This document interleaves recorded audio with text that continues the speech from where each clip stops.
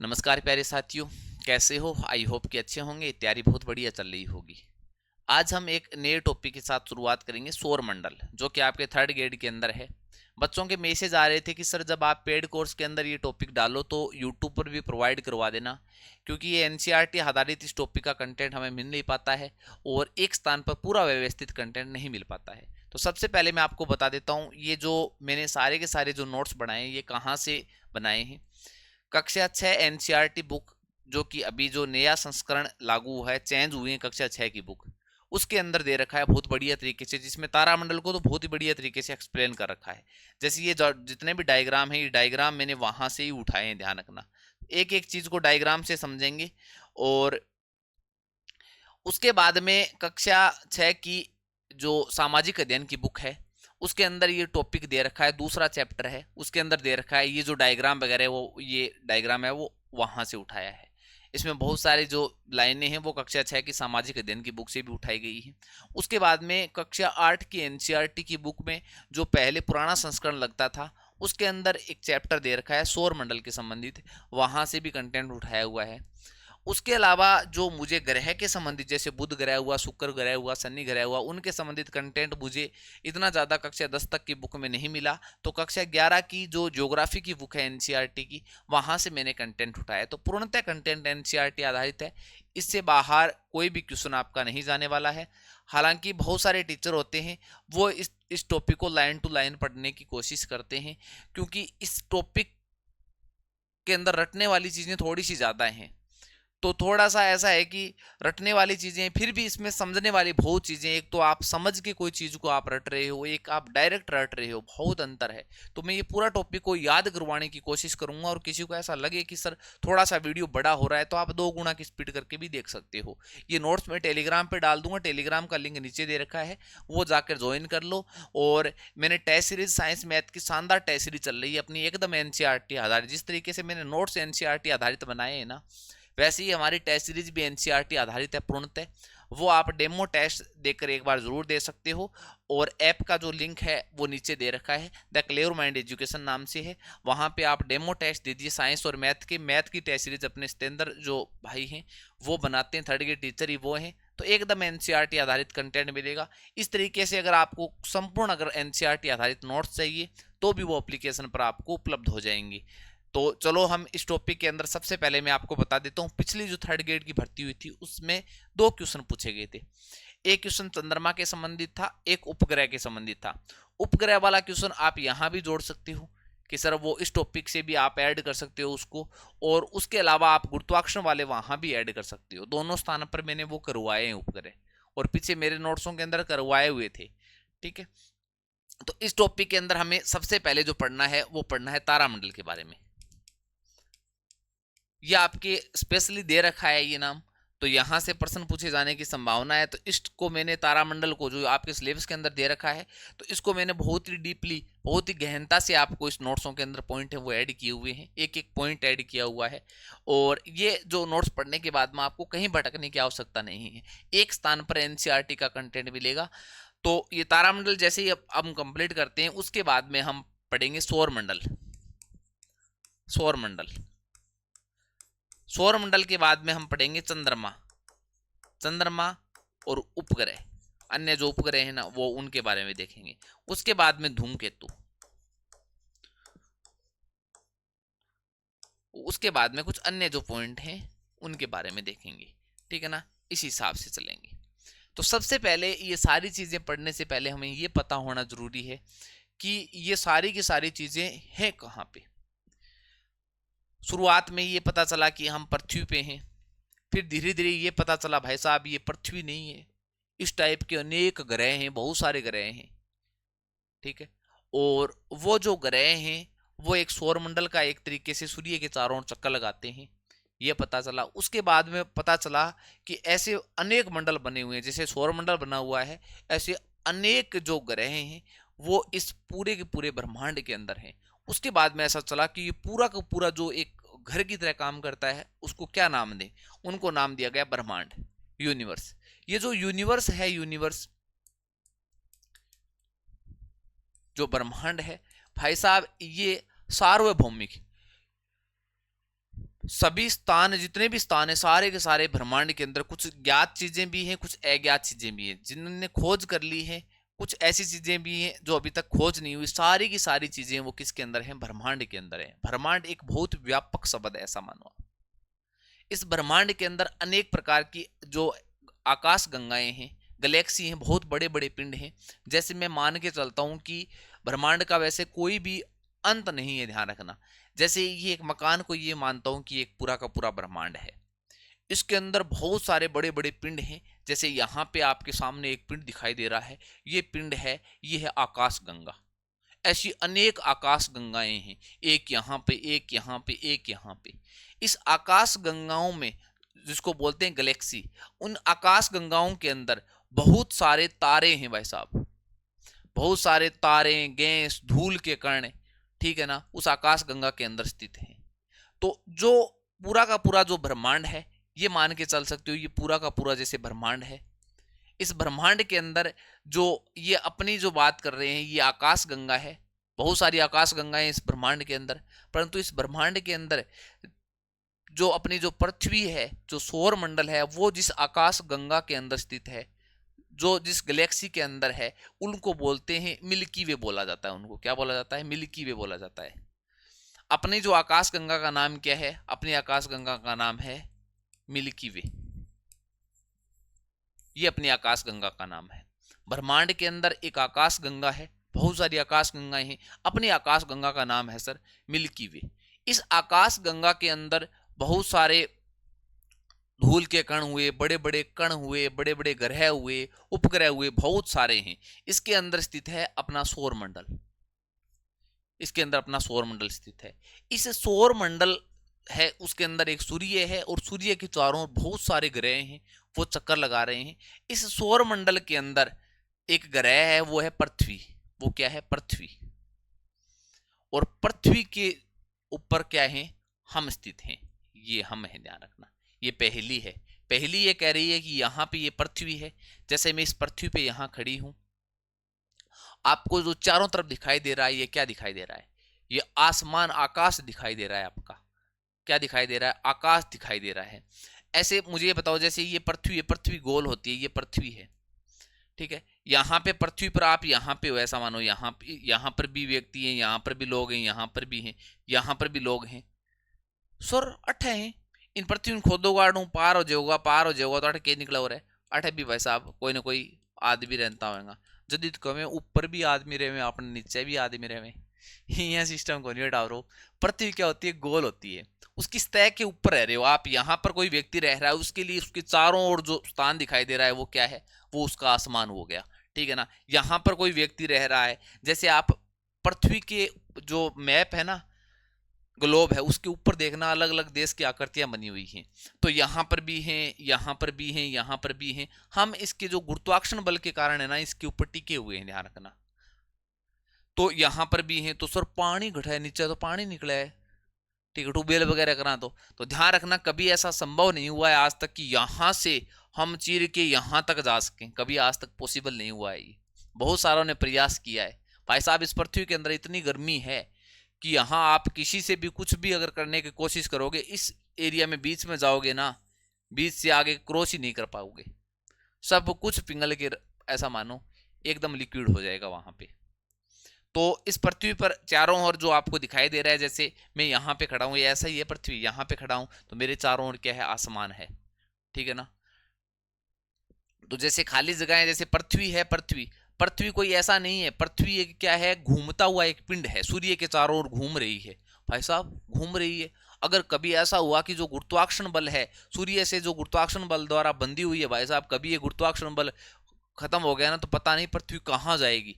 इस अनंत ब्रह्मांड में कहीं भी जा सकती है भाई साहब, ठीक है ना। अच्छा गुरुजी, पृथ्वी घूमती घूमती रही है, चाल रही है। वाह, मैं तो सोचो कोई क्या टिकेड़ी है पहले, यहाँ कहता है बुंकब बंका मान, तो यहाँ कहता है कोई जहाँ बैल वगैरह है, बिंग सिर पर पृथ्वी ही बने खाज करी, ठीक है नी, खाज करता ही पृथ्वी की हुई हाली। ये सोचता, अब ये कौन सोचना बेटे, ठीक है ना।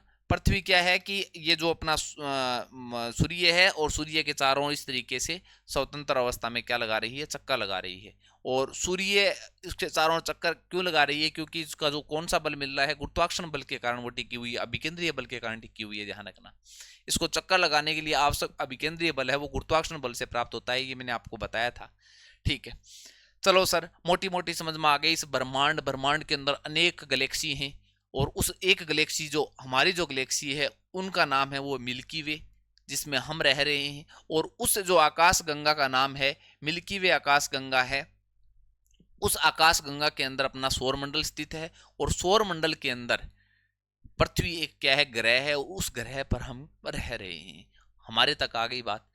अब बात करते हैं सर ब्रह्मांड का निर्माण कैसे हुआ है, पूरे ब्रह्मांड का।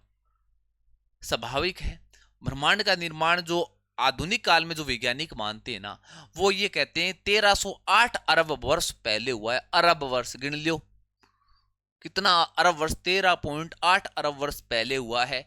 महाविस्फोट से, एक बहुत बड़ा विस्फोट हुआ था, उससे पूरा का पूरा ब्रह्मांड बना था। और उस महाविस्फोट को कहते हैं बिग बैंग। तो बहुत बार आता है कि जो बिग बैंग जो थ्योरी है वो किससे संबंधित है, ठीक है ना, वो किससे संबंधित है, ब्रह्मांड की उत्पत्ति से संबंधित है, ध्यान रखना। ठीक है, चलो तो जो अपनी जो आकाश गंगाएं हैं, आकाश गंगा की जो आकृति के बारे में बात करते हैं कि आकाश गंगा की आकृति कैसी है। आकाश गंगा की आकृति इस तरीके से है, वैज्ञानिक इस तरीके से बताते हैं। और इस आकाश गंगा के अंदर क्या स्थित है, अपना सौरमंडल स्थित है। और ईश्वर वाह क्या बात है। तो इस आकाश गंगा की आकृति कैसी है, सर्पिलाकार है। और कोई ये कह रहा है कि सर्पिलाकार के साथ साथ एरावत पथ होता है इसका। क्या होता है, एरावत पथ। कोई सर्पिलाकार बता रहा है और कोई क्या बता रहा है, एरावत पथ है इसका। सर्पिलाकार पथ नहीं होकर कौन सा पथ है, एरावत पथ। एरावत पथ का मतलब होता है जैसे एक हाथी होता है वो अपने में ही क्या होता है, मस्त होते हुए चलता है, इस तरीके से चलता है। इसी तरीके से ये जो अपनी जो आकाश गंगा है वो भी इस तरीके से इसकी क्या है, इसका पथ इस तरीके से, कोई निश्चित नहीं है, ध्यान रखना। एरावत पथ है, कोई ये कहता है सर्पिलाकार है, कोई कहता है एरावत पथ है। चलो अब यहां से पढ़ना शुरू करता हूं मैं। आकाश गंगा करोड़ों तारे स्थित हैं, ध्यान रखना। आपको पता है कि जो एक जो सूर्य है वो भी क्या है, एक तारा है। या आप तारे पढ़ोगे तब समझ में आएगा। सूर्य भी क्या है, एक सूर्य भी क्या है, एक तारा है, ध्यान रखना। तो उस आकाश गंगा के अंदर अपनी जो आकाश गंगा के अंदर क्या है सर, अपनी आकाश गंगा के अंदर आपने कह दिया सौर मंडल है। सौर मंडल है तो सूर्य भी है, इसका मतलब बहुत सारे तारे भी हैं। सौर मंडल के अंदर बहुत सारे हैं, धूमकेतु भी मिलेंगे आपको, ग्रह भी मिलेंगे, उपग्रह भी मिलेंगे, धूल के कण भी मिलेंगे, पत्थर भी मिलेंगे। ठीक है, तो ये सारी की सारी चीजें आकाश गंगा के अंदर होती है। आकाश गंगा के अंदर करोड़ों तारे होते हैं, बादलों तथा गैसों की एक प्रणाली होती है, ये बहुत सारी गैसें होती हैं। इस प्रकार की लाखों आकाश गंगाएं मिलकर क्या बनाती हैं, ब्रह्मांड का निर्माण करती हैं।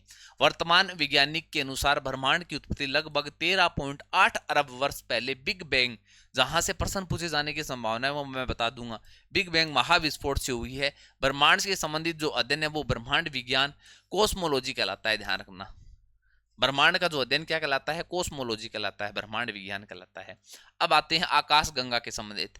धीरे धीरे इस टॉपिक को सौर मंडल की ओर ले जाने की कोशिश कर रहा हूं मैं, तारामंडल की ओर ले जाने की कोशिश कर रहा हूं। तब मैं आपको थोड़ी सी बेसिक जानकारी दी है मैंने यहाँ पे। ठीक है, अब देखते हैं आकाश गंगा गैलेक्सी। तारों करोड़ों से अरबों तारे होते हैं भाई साहब इस आकाश गंगा के अंदर। एक आकाश गंगा के अंदर सूर्य भी एक तारा है, ऐसे बहुत सारे तारे होते हैं। सूर्य से सौरमंडल बना है, सूर्य का अपना एक परिवार है, ध्यान रखना। सूर्य उसमें मुख्य है, जैसे अपने घर के अंदर मुख्य होते हैं ना, वैसे सूर्य क्या है, मुख्य है। और उसके अनेक सदस्य हैं, ग्रह हैं। पृथ्वी भी एक सूर्य का क्या है, एक सदस्य है, ऐसा मानो, मुख्य है। और उसके चारों ओर चक्कर लगा रहा है। तो ऐसे है ना, ऐसे इस आकाश गंगा के अंदर अनेक प्रकार के क्या हैं, तारे हैं। जैसे सूर्य तारा है, उसका अपना घर है, उसी तरीके से बहुत सारे तारे हैं जिनका अपना अपना घर है भाई साहब। ठीक है, तो लाखों अरबों तारे हैं। गैस धूल का गुरुत्वाकर्षण से बंधा विशाल एक समूह होता है, जो कि आपस में क्या होते हैं, गुरुत्वाकर्षण से बंधे हुए होते हैं, ध्यान रखना। जितने भी तारे हुए, गैस हुए, धूल का गुरुत्वाकर्षण से बंधा हुआ विशाल जो पिंड होता है ना, वही क्या है, आकाश गंगा है। आपस में ये गुरुत्वाकर्षण द्वारा बंधे होते हैं, इसी को क्या कहते हैं, आकाश गंगा कहते हैं। हमारी आकाश गंगा मिल्की वे है, ये प्रश्न आ सकता है, जिसका आकार कैसा है, सर्पिलाकार और इरावत पथ होता है। आकाश गंगा में कई छोटे विशाल और अति विशाल पिंड हैं जो रात को आसमान में चमकते हैं। आकाश गंगा में बहुत छोटे विशाल, ठीक है, अति विशाल बहुत पिंड हैं आकाश गंगा के अंदर जो रात को आसमान में चमकते हैं। जैसे ही हम आसमान में देखते हैं, आसमान आपको पता है पृथ्वी के चारों ओर जो आपको स्थिति दिखाई दे रहा है वो क्या है, आसमान है। और वो एक तरीके से जो पूरी की पूरी आकाश गंगा है उसके अंदर सौर मंडल है। सौर मंडल के अंदर जो सूर्य है उसके चारों ओर पृथ्वी चक्कर लगा रही है, तो जो हमें चारों तरफ जो दिखाई दे रहा है वो आसमान है। एक तरीके से वो आकाश गंगा का ही एक पार्ट है, ठीक है, ठीक है ना। जो रात को आसमान में चमकते हैं उसको खगोलीय पिंड कहते हैं। ये कक्षा 6 की जो एसएसटी की जो बुक है ना, उसके अंदर ये परिभाषा दे रखी है कि जो रात को आसमान में आपको चमकते हुए दिखाई दे रहे हैं ना, वो क्या है, वो है खगोलीय पिंड। वो क्या है, खगोलीय पिंड। चलो, खगोलीय पिंड क्या है, खगोलीय पिंड वे हैं जो आपको रात को आसमान में जो चमकते हुए दिखाई दे रहे हैं ना, वो खगोलीय पिंड है, ध्यान रखना, ठीक है ना। जैसे सूर्य हुआ, तारे हुआ, ग्रह हुआ, क्षुद्र ग्रह हुआ, उल्काएं हुई, धूमकेतु हुई, चंद्रमा, ये सभी क्या है, खगोलीय पिंड है। अब आपको क्वेश्चन ये पूछा जा सकता है निम्न में से खगोलीय पिंड है या नहीं है।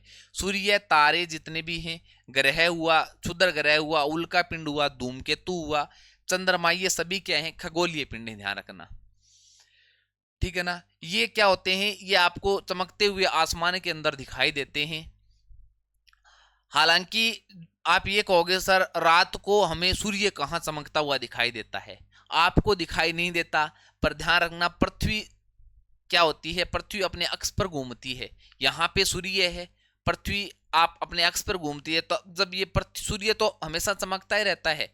जब पृथ्वी का एक भाग सूर्य की ओर आ रहा है तब आपके यहाँ दिन है और यहाँ रात है। तो आपके तो यहाँ रात है परंतु ये सूर्य तो चमक रहा है ना, आपको दिखाई नहीं दे रहा है। जैसे ही ये वापस इस तरीके से घूम के आएगी तो सूर्य का प्रकाश गिरेगा तो आपको आपके दिन हो जाएगा। तो पृथ्वी घूर्णन करती है ना, उससे दिन रात बनते हैं, ये हम आगे देखेंगे। तो सूर्य क्या होता है, चमकता है। ये सारे के सारे क्या होते हैं, कुछ ना कुछ क्या होते हैं, चमकीले होते हैं। सभी खगोलीय पिंड हैं, वो आपको मैंने बता दिया। सूर्य हुआ, तारे हुआ, ग्रह, ये क्षुद्र ग्रह क्या होते हैं, उल्काएं क्या होती हैं, धूमकेतु क्या होता है, इनको बहुत बढ़िया तरीके से पढ़ेंगे। खगोलीय पिंड है बस, ठीक है सर। उसके बाद में सबसे पहले शुरुआत करते हैं तारे से। तारा तोड़ लेके आजा, तारा तोड़ ले, तारा तूरो तोड़ के ले आगे डेढ़ है कि नहीं गिरे, बताओ अभी ना गुरुजी कौन ले आके डेढ़ो, कोई बात नहीं, तो ले आगे कौन देनो, अपन पढ़ लियो।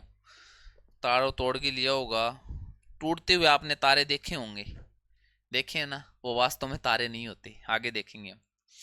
चलो तो भी तारा पढ़ना गुरुजी, जो स्वयं के प्रकाश से चमकते हैं। इसका मतलब ये हुआ भाई साहब, तारों के पास अपना खुद का प्रकाश होता है, सर खुद चमकते हैं, ऐसा क्या सिस्टम होता है उसके अंदर।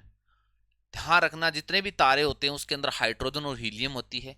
हाइड्रोजन हीलियम में बदल रहा होता है, नाभिक के शल्यन अभिक्रिया चल रही होती है, वहां से उसको एनर्जी मिल रही होती है, उससे उसकी चमक बनती है, ध्यान रखना, ठीक है ना। तो तारे जितने भी होते हैं वो क्या होते हैं, सोम के प्रकाश से चमकते हैं। जैसे सूर्य, सूर्य एक तारा है जो कि सोम के प्रकाश से चमकता है। सूर्य के चारों ओर ग्रह चक्कर लगाते हैं, ग्रह क्या होते हैं, सोम के प्रकाश से नहीं चमकते, ध्यान रखना, ठीक है ना। चंद्रमा है वो सोम के प्रकाश से नहीं चमकता। सूर्य का प्रकाश जब चंद्रमा पर गिरता है, गिरते ही परावर्तन होकर हमारे तक पहुंचता है, तब हमें ऐसा लग रहा है कि चंद्रमा चमक रहा है। चमक चंद्रमा रहा है पर खुद के प्रकाश से नहीं चमक रहा, सूर्य के प्रकाश से चमक रहा है। इसका मतलब है केवल जो प्रकाश होता है सोम का वो तारे के पास होता है। सूर्य भी एक तारा है। वाह गुरुजी वाह। ये गैसों से मिलकर बने होते हैं, ध्यान रखना। ये जितने भी तारे होते हैं उसके अंदर गैसें होती है भाई साहब, हाइड्रोजन हुआ, हीलियम हुआ, ठीक है ना, अन्य गैसें भी हो सकती हैं। ऐसा ही एक सूर्य पृथ्वी से 15 करोड़ किलोमीटर दूर स्थित है, ध्यान रखना। पृथ्वी से कितना दूर है, 15 किलोमीटर दूर स्थित एक तारा है। सूर्य के पश्चात, ये ध्यान रखना, सूर्य और पृथ्वी की जो बीच की दूरी है वो कितनी है, वो कितनी है, 15 करोड़ किलोमीटर दूर है। एक खगोलीय दूरी है, एक पार्श, एक खगोलीय दूरी। ये सारी चीजें मैंने आपको जब मात्रक और विमा पढ़ाई थी तब बताई थी, ठीक है। सूर्य के पश्चात दूसरा निकटतम तारा अल्फा सेंटोरी तारा है। ध्यान रखना, आपको ये पूछ ले कि बताओ कि चलो सूर्य के पश्चात दूसरा निकटतम तारा कौन सा है।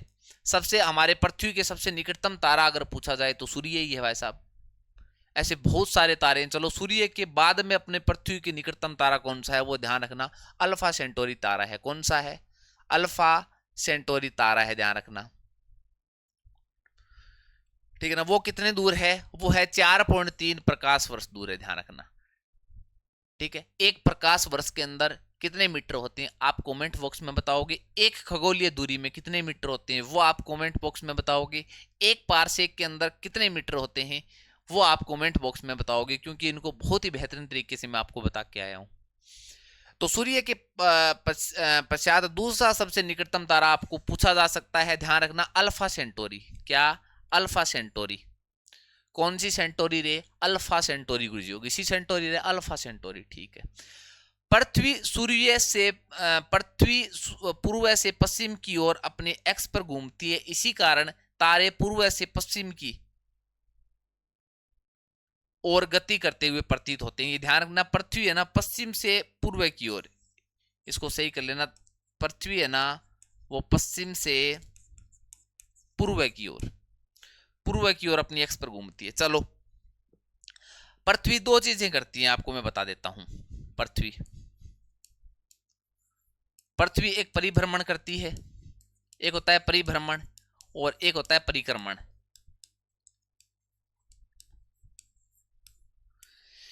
जैसे ही इसको मैं आपको आगे दिखा देता हूं, यहां ही लिखा हुआ है मेरा,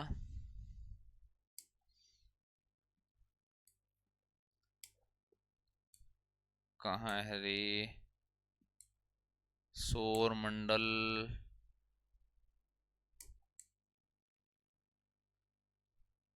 ग्रह, पृथ्वी,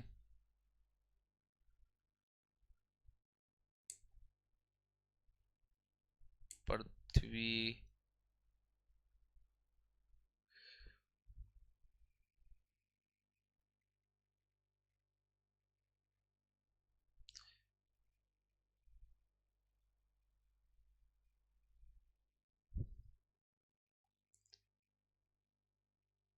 ये रहा। एक होता है परिक्रमण, एक होता है परिभ्रमण, ध्यान रखना। परिक्रमण आपको पता है, आप परिक्रमा नहीं लगाते हो क्या? मिंदर के चारों ओर परिक्रमा नहीं लगाई है क्या आपने? हाँ सर लगाई है।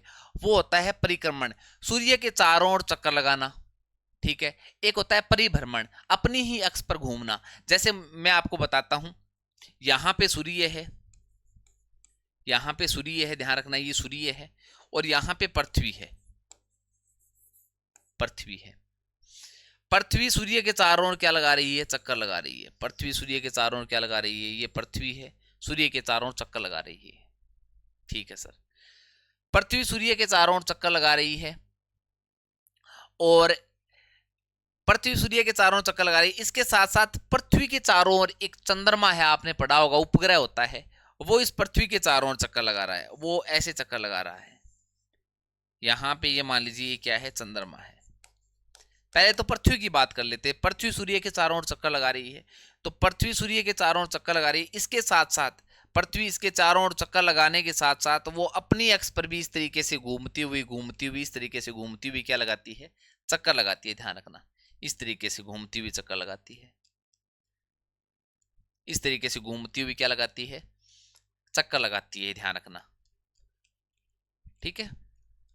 तो पृथ्वी अपने अक्ष पर चक्कर लगाती है, उसको परिभ्रमण बोलते हैं, और पृथ्वी सूर्य के चारों ओर चक्कर लगाती है, परिक्रमा लगाती है, उसको परिक्रमण बोला जाता है, ध्यान रखना, ठीक है। अब इसके साथ साथ आपको यही क्लियर करवा देता हूं, पृथ्वी है, पृथ्वी, पृथ्वी वो सूर्य के चारों ओर, सूर्य के चारों ओर चक्कर लगाती है। आप ये मान लो कि पृथ्वी एक क्या है? ग्रह ही तो है पृथ्वी, सूर्य का एक ग्रह ही है पृथ्वी।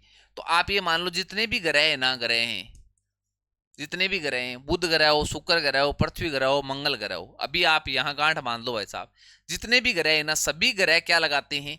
जो परिक्रमण लगाते हैं ना, सूर्य के चारों ओर चक्कर लगाते हैं, सूर्य के चारों ओर चक्कर लगाते हैं, वो पश्चिम से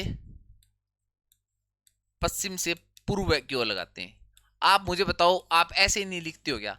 सर हम मैप के अंदर लिखते हैं ना, भारत का नक्शा बनाते हैं, भारत का क्या बनाते हैं, भारत को नक्शा को नहीं और क्या बना दूं फिर मैं, देख लीजिए फिर को जो के बना के छोड़ दियो थे, ओ लियो राजस्थान को बना दिया, ठीक है, ओ लियो राजस्थान को नक्शा बना दियो। ते उत्तर ऊपर लिखो, दक्षिण नीचे लिखो, पप्पू को लिखे करो, पप्पू, पप्पू, पै से पश्चिम, पै से पूर्व है, पू से पूर्व है, तो ध्यान रखना पप्पू लिखते हो ना, तो जितने भी ग्रह होते हैं ना वो पप्पू हैं एक तरीके से। पै से मतलब पश्चिम से पूर्व दिशा में चक्कर लगाते हैं, ठीक है ना, ठीक है सर आ गई समझ में। वो क्या लगाते हैं, सूर्य के चारों ओर चक्कर लगाते हैं, और जितने भी ग्रह हैं वो खुद भी क्या करते हैं, अपने अक्ष पे भी क्या करते हैं, घूर्णन करते हैं, जिसको बोलते हैं परिभ्रमण। अपने अक्ष पर क्या करते हैं, एक्स पर घूर्णन करते हैं, अपने ही अक्ष पर क्या करते हैं, घूर्णन करते हैं, अपने अक्ष पर घूर्णन करते हैं ना, अपने अक्ष पर घूर्णन करते हैं, ध्यान रखना। तो सारे जो ग्रह है ना वो वही पश्चिम से पूर्व की ओर अपने अक्ष पर करते हैं, पश्चिम से पूर्व की ओर। अपवाद है केवल दो ग्रहों को छोड़कर, अपवाद दो ग्रहों को छोड़कर। इसका मतलब ये हुआ कि अपवाद कौन कौन से, एक तो शुक्र ग्रह है, एक अरुण ग्रह है। कौन सा है, अरुण है। शुक्र और अरुण दो ग्रह हैं जो अपवाद हैं, ध्यान रखना।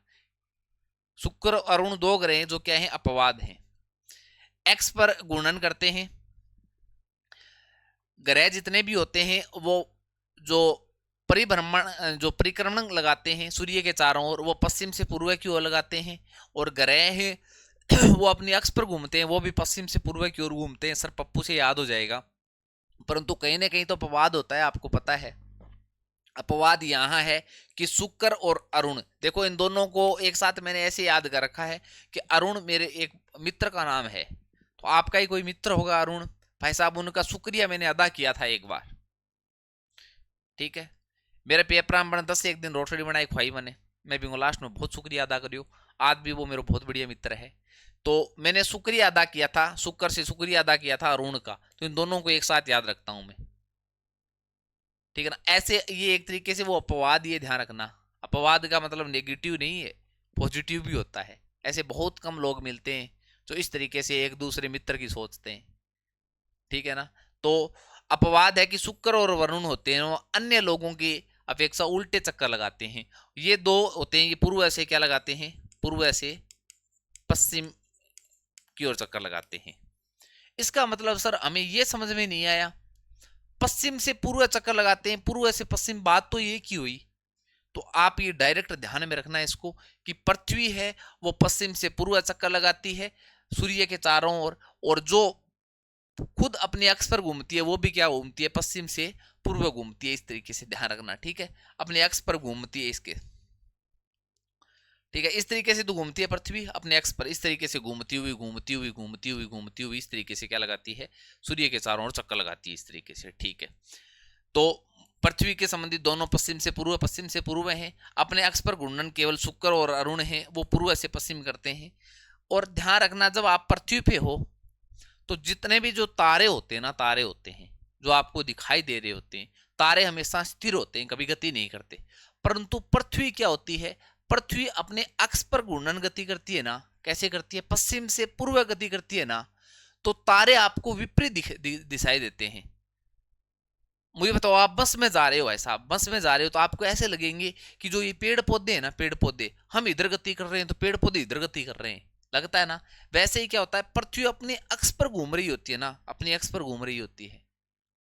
अपने अक्ष पर कितने घंटे में घूमती है भाई साहब, 24 घंटे के अंदर अपने अक्ष पर पृथ्वी अपने अक्ष पर एक चक्कर पूरा कर लेती है, ठीक है ना। इसका मतलब पृथ्वी का जो, आपको मैं ये पूछ लूं कि पृथ्वी का एक होता है परिक्रमण काल, एक होता है परिभ्रमण। परिभ्रमण कितना होता है, आप ये कहोगे सर 24 घंटे के अंदर अपना एक चक्कर अपने एक्स पर घूम लेती है।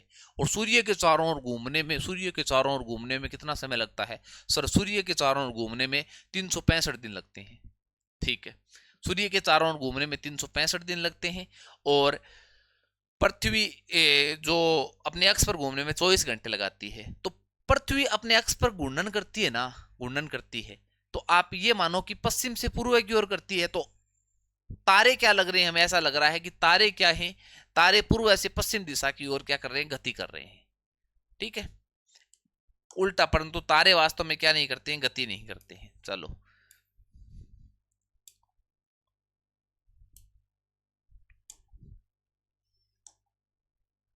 ठीक है। पृथ्वी पश्चिम से पूर्व अपने अक्ष पर घूमती है, इसी कारण तारे पूर्व से पश्चिम की ओर गति करते हुए प्रतीत होते हैं। ध्यान रखना, तारों में मुख्यतः हाइड्रोजन और हीलियम आदि तत्व होते हैं। मुख्यतः हाइड्रोजन और हीलियम होते हैं तारों के अंदर। सूर्य के अंदर हाइड्रोजन हीलियम गैस ज्यादा पाई जाती है, ठीक है ना। इसी कारण वो आयनित हो जाती है, जहां प्लाज्मा अवस्था बनती है, पढ़ के आए अभी हम। तथा इसमें नाभिकीय संलयन अभिक्रिया होती है। नाभिकीय संलयन का मतलब होता है जुड़ना। हाइड्रोजन होती है ना, हाइड्रोजन, वो आपस में जुड़ जुड़ के हीलियम बनाती जाती है और उससे उस तारे को ऊर्जा मिलती रहती है। ध्यान रखना, तब हम ये कहते हैं कि हाइड्रोजन और हीलियम दोनों होती हैं। हाइड्रोजन आपस में संलयन, संलयन का मतलब होता है जुड़ना। हाइड्रोजन आपस में जुड़कर हीलियम का निर्माण करती हैं और उस तारे को, उसको क्या मिलती है, एनर्जी मिलती है। तो इसमें नाभिकीय संलयन अभिक्रियाएं हैं, होती हैं। जो तारा जितना अधिक चमकीला होगा, मुझे बताओ भाई साहब, जो तारा जितना ज्यादा चमकेगा, खरगोश में 100 रुपये हैं, एक कागज में 50 रुपये हैं, ठीक है। और जिको थाने ज्यादा फूट रो लागे वो डियो डायो मार के सेंट सूंठ मार के चलो भाई साहब, बिंग रुपया जल्दी खत्म होगा बस। तो जो तारा जितना अधिक चमकीला होगा, उनका जीवन काल उतना ही कम होगा भाई साहब। तो ज्यादा फू पूछ रहेगा नहीं भी, जीवन काल उतना ही कम होगा, ठीक है ना। तो ज्यादा चमकणो वमकणो को नहीं, अपन बाइक बुइक लेके जाओ, अपन कई ज्यादा ही छांचले गाड़ी गुड़ी चलावे जदे, ठीक है नहीं, बस मैं चमका मारूंगा, 8 करिया कट मार दूंगा जदे। तो भाई साहब अपन को जीवन काल भी बहुत ही कम हुआ, ध्यान रखियो। तो जो तारा जितना अधिक चमकीला होगा, उसका जीवन काल उतना ही कम होगा। आकाश में दूरस्थ तारों का रंग तापमान को दर्शाता है। आकाश में जो तारे हैं, जो दूर तारे आपको दिखाई दे रहे हैं, उनका रंग होता है ना, वो तापमान को दर्शाता है आपको। ठंडे तारे लाल रंग के होते हैं। गुरजू, मैं तो ये सोचो कि लाल रंग का तारा है वह तो एकदम लाल होगा, वो तो गर्म होगा, बड़ा उल्टो हो रही है। जो लाल रंग के तारे दिखाई दे रहे हैं ना आपको, इसका मतलब एकदम ठंडे हैं वो, मतलब रंग उसको तापमान दर्शाता है। उसका रंग देखकर आप बता सकते हो इसका पास गर्मी ज्यादा है या कमी है। लाल रंग, ठंडे तारे लाल रंग के होते हैं। गर्म तारे होते हैं वो नारंगी से पीले और सफेद रंग के होते हैं, नारंगी पीला सफेद, ठीक है। और सबसे गर्म तारे होते हैं वो नीली रोशनी से चमकते हैं। नीली रोशनी से चमकते हैं, इसका मतलब उनके अंदर गर्मी बहुत है भाई साहब, एकदम युवा है वो, एकदम युवा में तो गर्मी हो गई है। चलो, तो उसके बाद में देखते हैं सर, तारों का जीवन चक्कर क्या होता है। क्या जिस तरीके से व्यक्ति का अपना जीवन चक्कर होता है, जन्म लेता है, यौवनावस्था में आता है, बुढ़ा होता है, मृत्यु होती है, क्या तारों की भी ऐसे मृत्यु होती है? क्या सूर्य भी एक तारा है, एक दिन सूर्य की भी मृत्यु हो जाएगी? बहुत सालों के बाद में, बहुत सालों के बाद में ऐसा देखने को मिलेगा, ठीक है ना। चलो, तो अब तारों का जीवन चक्कर, तारे बनते कैसे हैं भाई साहब, उससे लेकर उसका जीवन चक्कर पूरा पढ़ेंगे। तारे बनते कैसे हैं? सबसे पहले होती है निहारिका। क्या होती है? निहारिकाएं होती हैं। ये एक चमकीली आयनीकृत व प्रज्वलित गैसों का समूह होता है, ध्यान रखना। ये बहुत सारे इस तरीके से एक गैसों का समूह मिलेगा आपको, बहुत तरीके से इस तरीके से एक समूह मिलेगा गैसों का, ठीक है ना। प्रज्वलित जलती हुई गैसों का समूह मिलेगा आपको, ठीक है ना, जिसको आप बोलोगे निहारिका। निहार रहे हो उनको, ध्यान रखना, ठीक है ना। नेबुला, इंग्लिश में इसको बोलते हैं नेबुला, ठीक है ना। अब ये निहारिका क्या करेगा, जब निहारिका पर गुरुत्वाकर्षण बल लगेगा तो ये क्या आएंगे, इनके कण पास पास में आएंगे और ये थोड़े से क्या हो जाएंगे, गर्म हो जाएंगे। जैसे ये गर्म होंगे, गुरुत्वाकर्षण की वजह से ये सिकुड़ेंगे, सिकुड़ने के बाद में इसकी बीच की गर्मी बढ़ेगी और एक गर्म गोला बन जाएगा, मतलब और अधिक गर्म हो जाएंगे वो। जैसे ही एक क्या बन जाएगा, ये एक गर्म गोला बन जाएगा। इस गर्म गोले को क्या नाम देंगे आप? प्रोटोस्टार नाम देंगे, प्रोटोस्टार। अब ये जैसे ही प्रोटोस्टार बना है भाई साहब, ठीक है ना, अब ये प्रोटोस्टार बन गया, तो अब इस प्रोटोस्टार से क्या होगा, धीरे धीरे इसके अंदर, प्रोटोस्टार के अंदर बहुत सारे गैसें थी, हाइड्रोजन हीलियम ज्यादा होती है, हाइड्रोजन सर्वाधिक होती है, तो हाइड्रोजन जो इसके अंदर थी ना, हाइड्रोजन धीरे धीरे हीलियम में बदलनी शुरू हो जाती है, नाभिकीय संलयन होना शुरू हो जाता है। अब आप मुझे बताओ, नाभिकीय संलयन होना शुरू हो जाता है तो उसका टेम्परेचर और अधिक बढ़ जाएगा, उसको एनर्जी और अधिक मिल जाएगी, और अधिक मिल जाएगी, तो यहाँ पे जो निर्माण होगा वो एकदम मान लो युवा तारा बन गया, यहाँ पे एकदम तारा बन गया।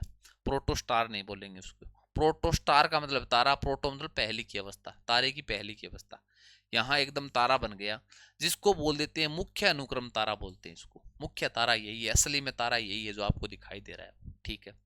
उसके बाद में क्या होगा कि धीरे धीरे इसके अंदर जितनी भी हाइड्रोजन है वो हीलियम में बदल जाएगी, और लास्ट में क्या होगा कि जितनी भी हाइड्रोजन है, जब हाइड्रोजन खत्म हो जाएगी तो तारा फूलने लग जाएगा।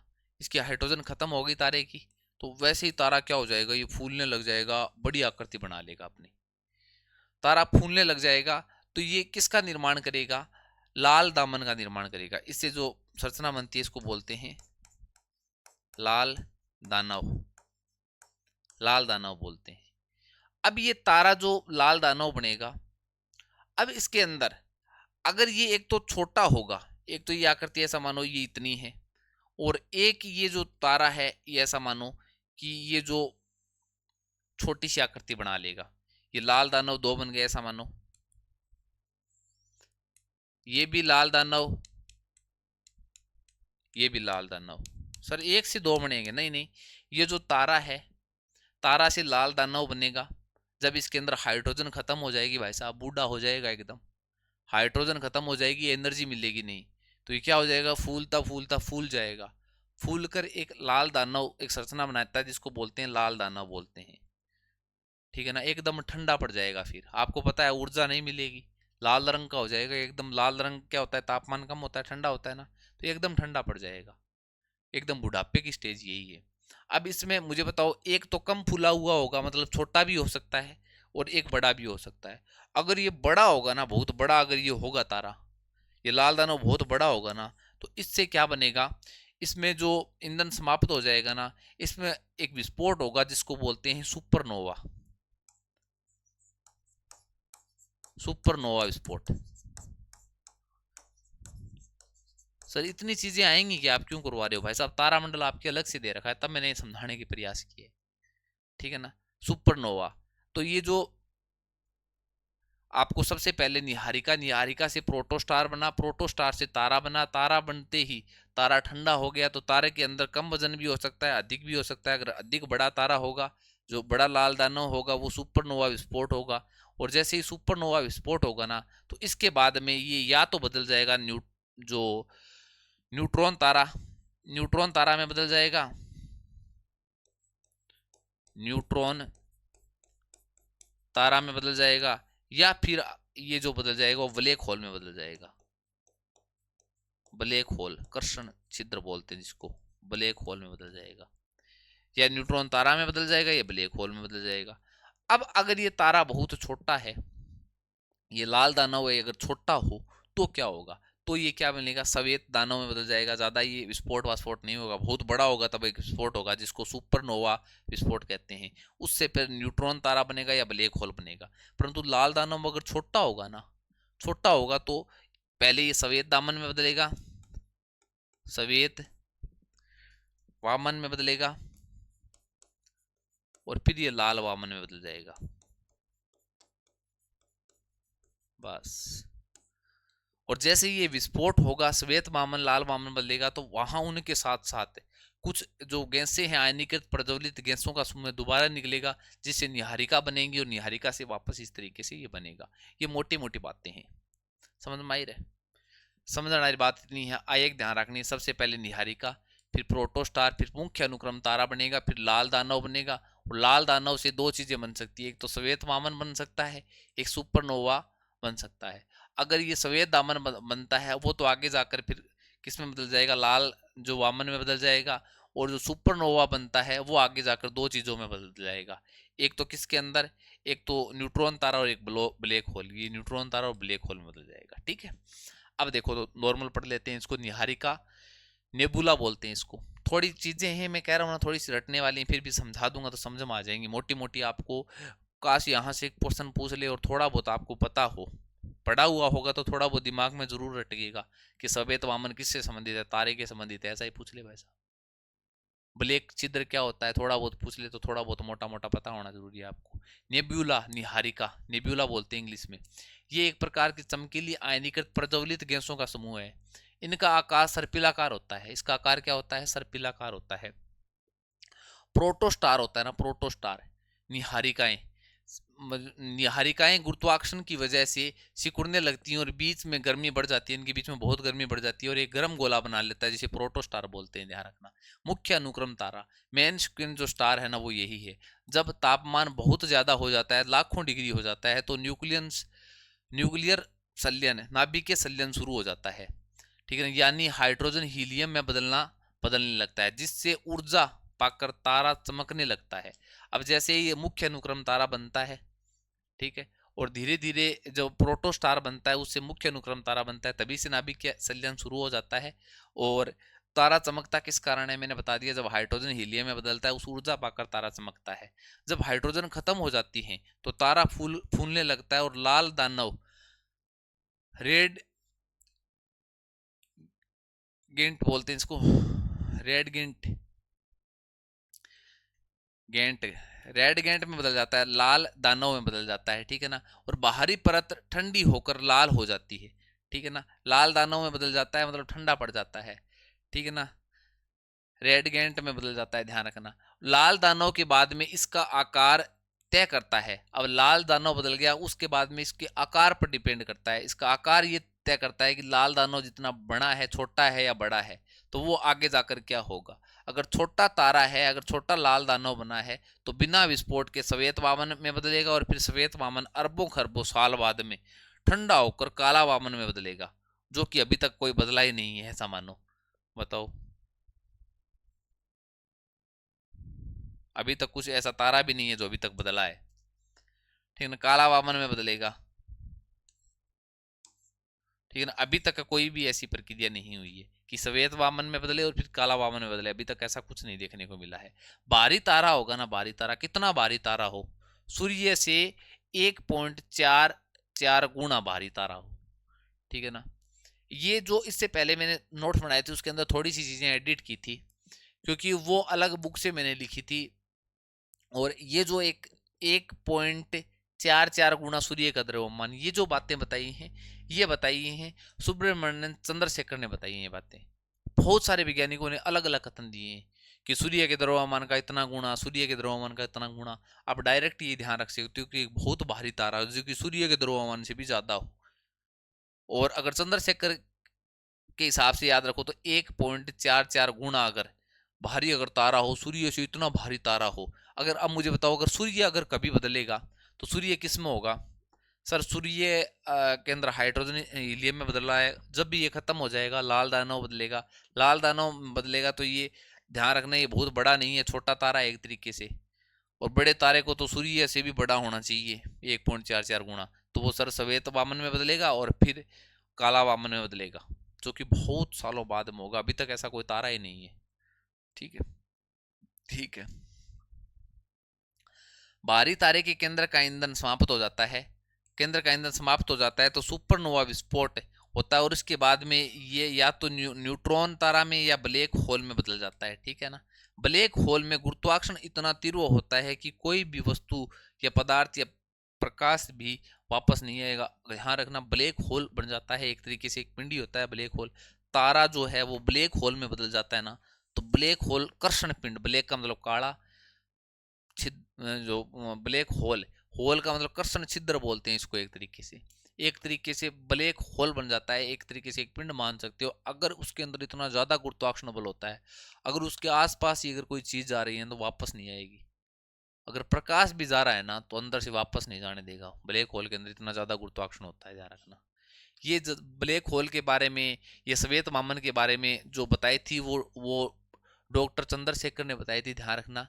श्वेत बोना जो तारा है, श्वेत वामन जो तारा है, व्हाइट ड्राफ्ट वामन को ड्राफ्ट बोलते हैं, ध्यान रखना इंग्लिश में, कि अधिकतम द्रव्यमान सीमा की खोज की थी। उन्होंने कहा था कि कब वो श्वेत वामन बदलेगा और कब वो एक हल्का तारा कब मानेंगे उसको, भारी तारा कब मानेंगे। उन्होंने कहा कि कि जिसे चंद्रशेखर लिमिट नाम दिया गया था, जैसे 1.4 गुणा सूर्य का द्रव्यमान, इतना अगर हो, 1.4 गुणा सूर्य का द्रव्यमान हो, इससे कम अगर किसी भी तारे का अगर द्रव्यमान है तो वो श्वेत वामन में बदलेगा, और वरना वो किस में बदलेगा, अगर इतना 1.4 गुणा सूर्य के द्रव्यमान जितना अगर उसका द्रव्यमान है तो वो उसमें सुपरनोवा स्पॉट आपको देखने को मिलेगा। ये बातें बताई थी, वो चंद्रशेखर ने बताई थी, इसलिए इनको भाई साहब पद्मश्री पुरस्कार भी से भी नवाजा, नोबेल पुरस्कार मिला था, सॉरी नोबेल पुरस्कार से नवाजा गया था। उसके बाद में देखते हैं तारे के बारे में, सामान्य जीवन चक्र के बारे में देख लिया। तारा हमें ऐसा लग रहा है कि पूर्व से पश्चिम की ओर चक्कर लगा रहे हैं, परंतु ऐसा नहीं होता है। क्यों नहीं होता है?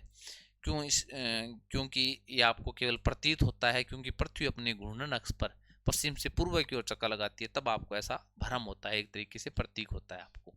अब देखते हैं तारामंडल। पहचाने जाने योग्य आकृतियों वाले तारों के समूह को तारामंडल कहते हैं।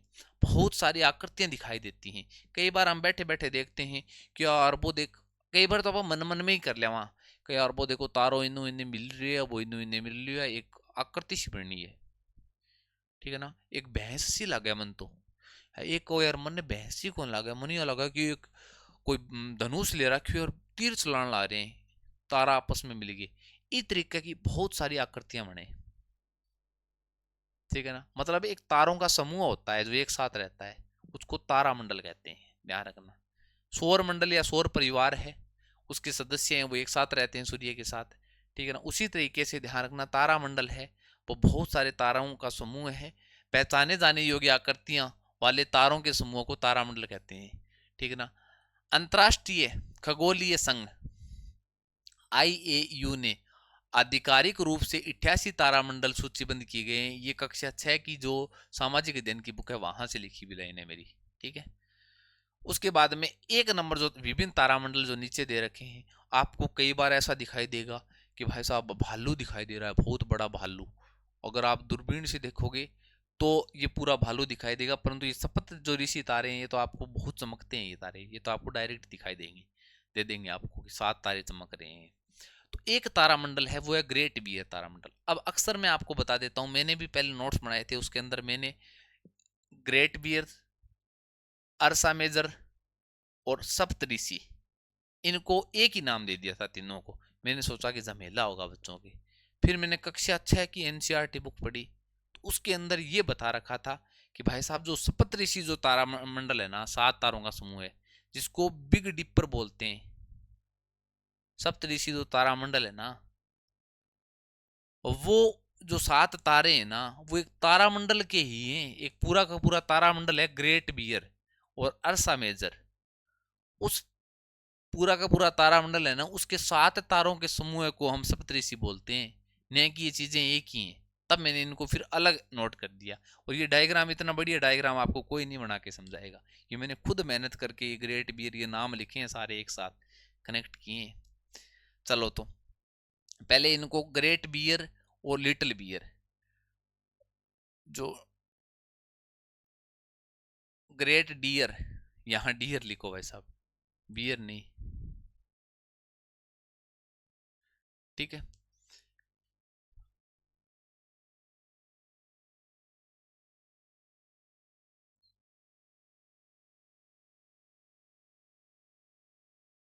ठीक है, चलो तो समझ में आ जाएगा। देखो देखो ग्रेट बियर, ग्रेट का मतलब बड़ा, बियर मतलब, सर बियर मतलब बालू पढ़ते आए हैं हम, बियर माने बालू है, ठीक है। एक होता है लिटिल बियर, डियर, लिटिल मतलब छोटा, डियर मतलब भालू। एक तो छोटा भालू, एक बड़ा भालू। आप ऐसा एक समूह देखते हो तारों का, ठीक है ना, इस तरीके का एक तारों का समूह देखते हो, जैसे आपको इस तरीके से आपको दिखाई दे रहा है, ये आपको जैसे इस तरीके से ये आपको दिखाई दे रहा है, ये इस तरीके से आपको संरचना दिखाई दे रही है, ये एक भालू जैसी संरचना दिखाई दे रही है। ये किस जैसी संरचना दिखाई दे रही है? एक भालू जैसी दिखाई दे रही है। ये एक भालू है, और एक आपको ऊपर दिखाई दे रही है, वो भी यहाँ एक भालू जैसी संरचना दिखाई दे रही है। ये भी एक भालू जैसी संरचना दिखाई दे रही है। हालांकि ये तारे होते हैं, इसके अंदर बहुत सारे तारे हैं, यहाँ भी तारा है, यहाँ भी तारा है, यहाँ भी तारे हैं, इस तरीके से तारे हैं। ये जो पूरा का पूरा तारामंडल है ना, इसमें एक बड़ा भालू बन रहा है, इसलिए इसका नाम दे दिया ग्रेट बियर। Great beer.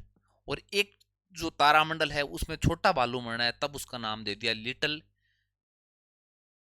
जो डियर है वो। ठीक है। अरे यार लिटिल बियर करो इसको, लिटिल बियर। ठीक है। छोटा भालू लिटिल बियर और बड़ा भालू है वो ग्रेट बियर। ठीक है। और जो बड़ा भालू है ना, उसको जो लैटिन भाषा के अंदर कहते हैं भालू को अरसा कहते हैं, अरसा। अरसा बीत गए भाई साहब, अरसों बीत गया, मैंने अभी तक मैं भालू कौन देखियो, हालांकि मैं कौन देखियो भालू, मेरे प्रत्यक्ष भालू कौन देखेड़ो। अरसों बीत गए भाई साहब। ठीक है ना, कहते ना अरसों बीत गए भाई साहब, अभी वो हमें मिली नहीं। तो अरसों बीत गए, अभी तक मैंने भालू नहीं देखा है। तो जो अरसा है ना, अरसा शब्द है, वो उसका अर्थ क्या है, उसका अर्थ है भालू। उसका अर्थ क्या है, भालू। डायरेक्ट ध्यान रखो, अरसा का अर्थ है भालू। ठीक है।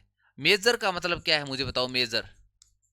एक मेजर होता है, एक माइनर होता है। मैं आपका मेजर टेस्ट ले रहा हूं, माइनर। मेजर का मतलब सर मैं बड़ा टेस्ट ले रही हो आप, माइनर का मतलब छोटा। इसका मतलब इसके साथ साथ में अरसा लगा दूंगा, दोनों के साथ साथ अरसा लगा दूंगा। इसका मतलब है बड़ा भालू और छोटा भालू। इसका मतलब ये तारे मंडल हैं वो, एक तो ग्रेट बियर है, एक लिटिल बियर है। ठीक है। अब इसके अंदर भी अगर आप ग्रेट बियर के अंदर भी देखोगे ना, तो वो ऐसे तारे, बहुत सारे तारे, परंतु इसके अंदर 7 तारे आपको ऐसे दिखाई देंगे, एकदम चमकीले। आपको एकदम चमकीले 7 तारे इस तरीके से संरचना बनाते हुए नजर आएंगे आपको। 1 2 3 4 5 6 और 7। 1 2 3 4 5 6 7। ये जो 7 तारे आपको अलग ही अपनी चमक दिखाते हुए नजर आएंगे, इनको बोलते हैं सप्तऋषि। क्या बोलते हैं, सप्तऋषि। अपने यहाँ सप्तऋषि बोलते हैं भारत के अंदर। किस इनके जो नाम रखे गए, ये 7 है ना, 7 ऋषि है यहाँ पे। ठीक है ना। और कहीं पे जो बोला जाता है वो इसको हल बोला जाता है, कि एक हल जैसी संरचना लग रही है हमें। ठीक है ना। आगे यहाँ हल होगी, अठुइया चक चक के बीजन लाग रहे यहाँ पर हल जैसी। कई यहाँ कहीं हड़ वर्गी कौन लागे, माने लागे एक डेगची, हत्तारी जेगची बोला नहीं अपन, जेगची। जी हाँ, आ माने यहाँ लगा है 7 तारा ने कि अठू आप पकड़ लिया, एक तरीके से जेगची है कि एक जेगची। ठीक है ना। इनमें ऊपर सम्मान गल जे 8 है और 8 पकड़ लिया, हत्तारी एक जेगची है। तो इन कई तो यहाँ कहीं कई हत्ते वाले क्या हैं, कलची या डेगची है। ठीक है ना। और कई ये कहते हैं कि हमें तो ये क्या लग रहा है, एक हल जैसा लग रहा है, खेत जोतने वाला हल जैसा लग रहा है। और हमारे भारत के अंदर ये करें, ये 7 ऋषि बैठे हैं भाई साहब। ठीक है ना, 7 ऋषि बैठे हैं। तो अब मुझे बताओ, जो सप्त ऋषि हैं ये बहुत चमक रहे हैं। डिप्पर मारा, डिप्पर गाड़ी की डिप्पर हुए, डिप्पर मारेडी है दिखे। हाँ गुरु जी कौन मारेडी। तो गाड़ी की डिप्पर हुए वह कितनी तेज चल रहे, 20 जगह हैं, 20 जगह। और गुरु जो ओ बुड्ढो बालू है, तो इंगमा जी के डिप्पर हैं, इन अपाइया कह देंगा बिग डिप्पर। छोटे बालू के अंदर भी यही हुए, बीमा के हुए आ छोटी संरचना हुए। ये इंगमा भी 7 तारा हुए, एज का 7 तारा है नहीं, इंगमा भी है 7 तारा का समूह, इंगमा भी है। ये सारे के सारे पॉइंट लिखे हुए हैं ना, ये कक्षा 6 की बुक का एनसीईआरटी के लिए उसके अंदर है सारे के सारे। ये जो आपको दिखाई दे रहा है ना, ये दिखाई दे रहा है, इसको लिटिल डिपर बोलेंगे इसको। इसका मतलब है छोटे बालू के अंदर छोटी डिपर लगी है और बड़े बालू के अंदर बड़ी डिपर लगी है। और डिपर के अंदर, एक डिपर के अंदर 7 लाइटें हैं, यहाँ 7 लाइटें हैं, यहाँ भी 7 लाइटें हैं। ठीक है ना। लिटिल जो डिपर है वो किसके अंदर है, वो लिटिल जो डिपर है सर, वो लगी हुई है लिटिल लिटिल बियर के अंदर लगी हुई है, या अरसा माइनर के अंदर लगी हुई है। और जो मैं आपको ये कहूंगा बिग डिपर है वो किसके अंदर लगी हुई है सर? बिग डिपर है वो ग्रेट बियर के अंदर लगी हुई है या अर्सा मेजर के अंदर लगी हुई है? समझ में आ रही है ना बात है? बिग डिपर को सप्तऋषि भी बोला जाता है, ठीक है। तो ये मोटे मोटे आपकी बात में समझ में आने सर हमें दो तरीके से तारेमंडल दिखाई दे रहे हैं और इनके बारे में थोड़ा सा और पढ़ लेते हैं। इसका मतलब है वास्तव में जो सप्तऋषि होता है ना वो 7 तारों का समूह होता है, वो एक तारामंडल नहीं होता है, ठीक है। कह देते हैं तारे आपस में मिलकर बने होते तारामंडल, पर वास्तव में वो एक सदस्य होता है किसका? वो ग्रेट बियर या अर्सा मेजर जो तारामंडल होता है ना उनके तारे होते हैं साथ, उनको सप्तऋषि बोलते हैं, उसको बिग डिपर बोलते हैं, ठीक है ना। अब देखो एक बहुत काम की बात है, ये आपको छोटा बालू दिखाई दे रहा है ना, लिटल जो बियर दिखाई दे रहा है, छोटे बालू का एक तारा यहां पे होता है, एक तारा जो बहुत चमक रहा है भाई साहब और यहां पर स्थिर होता है एकदम, उसको बोलते हैं ध्रुव तारा।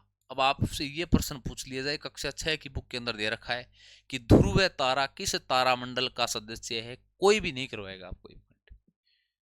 आप ये कहोगे सर ध्रुव तारा है ना, वो आपने ऊपर लिटिल बियर जो ध्रुव तारा है ना वो एक नंबर आपको तारामंडल का नाम पूछ ले तो लिटिल जो बियर जो तारामंडल है उसका सदस्य है और उसके अंदर भी 7 तारे हैं, जिन 7 तारों को हम लिटिल डिपर बोलते हैं। उस लिटिल डिपर के एक तारा है उसको ध्रुव तारा कहते हैं। और वो ध्यान रखना ये जो दोनों तारे हैं इनको इस तरीके से आप मिला भी सकते हो, इनके इस तरीके से सीधे में होता है। ये ध्रुव तारा होता है ना वो उत्तर दिशा में होता है हमेशा और स्थिर होता है वो ध्रुव तारा एकदम, वो आपको ऐसा लगेगा भी नहीं। और तारे आपको ऐसा लगेंगे कि पूर्व ऐसे पश्चिम की ओर गति कर रहे हैं वो, ठीक है ना। ये तारा आपको स्थिर प्रतीत होगा एकदम। सर ये स्थिर क्यों होगा? ये जो ध्रुव तारा होता है जो अपनी पृथ्वी होती है, पृथ्वी ये उसकी ये अक्ष होती है, ये पृथ्वी की अक्ष के ऊपर यहां स्थित होता है। अब मुझे बताओ इस अक्ष के सापेक्ष ये पृथ्वी घूमेगी, अपने अक्ष के सापेक्ष पृथ्वी घूमेगी, तो आपको मुझे बताओ और तारे यहाँ बहुत सारे तारे हैं वो घूमते हुए प्रतीत होंगे? वो घूमते पृथ्वी ऐसे घूमेगी तो वो उल्टे घूमते हुए प्रतीत होंगे आपको। पृथ्वी पश्चिम से पूर्व की ओर घूमती है अपनी अक्ष पर, घूर्णन अक्ष पर, तो वो आपको पूर्व से पश्चिम की ओर घूमते हुए प्रतीत होंगे। परंतु ये तारा मुझे बताओ अपनी अक्ष के ऊपर ही है, यहाँ पर ही है, तो कहाँ घूमता हुआ दिखाई देगा या नहीं देगा? सर नहीं देगा दिखाई। जैसे आप ऐसा मानो कि आपने कोई भी आपने ऊपर कुछ एक चक्री सी ले रखी है, इस तरीके से आप चक्री है वो घुमा रहे हो, इस चक्री के ऊपर यहाँ पे आपने नीचे एक इस तरीके से लगा रखी है, इस चक्री को घुमा रहे हो, इस चक्री के नीचे आप घुमा रहे हो भाई साहब, इस चक्री को इस तरीके से घुमा रहे हो, तो मुझे बताओ इस अक्ष के ऊपर एक पॉइंट नोट कर दो और यहाँ 2 पॉइंट नोट कर दो। मुझे बताओ ये 2 पॉइंट आपको जब इस चक्री को आप घुमा रहे हो तो ये 2 पॉइंट आपको घूमते हुए नजर आएंगे या नहीं आएंगे? सर आएंगे। पर इस चक्री एकदम जो इसकी अक्ष है उसके ऊपर वाला पॉइंट आपको घूमता हुआ नजर आएगा? सर नहीं आएगा। तो ध्रुव तारा होता है वो पृथ्वी के अक्ष के ऊपर स्थित होता है एकदम, तब हमें स्थिर प्रतीत होता है। तब जो बहुत सारे लोग हैं वो ध्रुव तारा देखकर ये बता सकते हैं ये उत्तर दिशा है, उत्तर दिशा की याद कर सकते हैं ध्रुव तारा से। पोलर जो जिसको स्टार बोलते हैं, ध्यान रखना, ठीक है। चलो सर समझ में आ गई। अब हम इसको पढ़ लेते हैं पूरी को। ग्रेट जो बियर है, ग्रेट बियर लिखो भाई, डियर करवा दिया गया।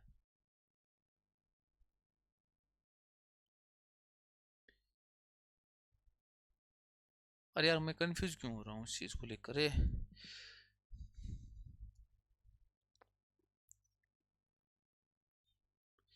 कंफ्यूज कर रही हो यार।